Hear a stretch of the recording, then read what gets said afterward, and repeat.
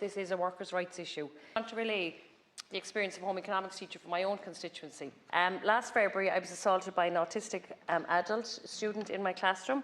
I suffered a blunt force trauma to my wrist, my right hand. I was in horrific pain.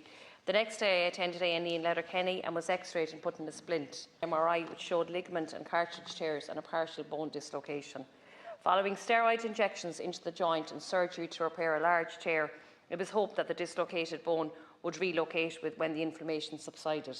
Despite 6 months of physio, the pain and the lack of wrist function continued. 1 year on, the ulnar bone is still out of position. Fluid and inflammation are still present. A tendon is inflamed, possibly out of position, and wrist ligaments are showing chronic tearing. Another operation is scheduled for this March to cut nerves to the wrist. If this doesn't reduce the pain, a third operation to fuse the bones together will be required. This operation is a last resort, normally reserved for elderly patients, as it will cause a significant reduction in wrist mobility.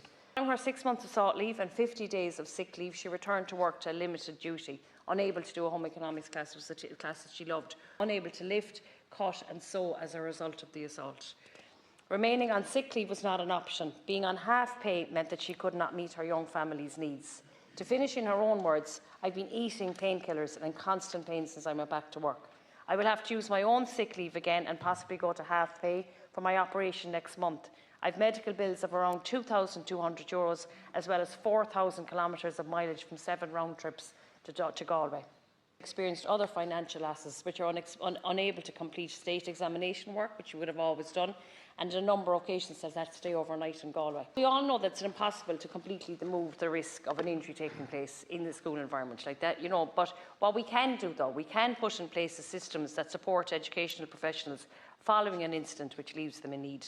And for too long, educational professionals have left to deal with their own consequences of an incident on their own, and this bill addresses this. So I want to thank Laura, and I want to thank Sophie and all the SNAs and teachers that I suppose educate our children to the country that we're so well renowned for. Go on.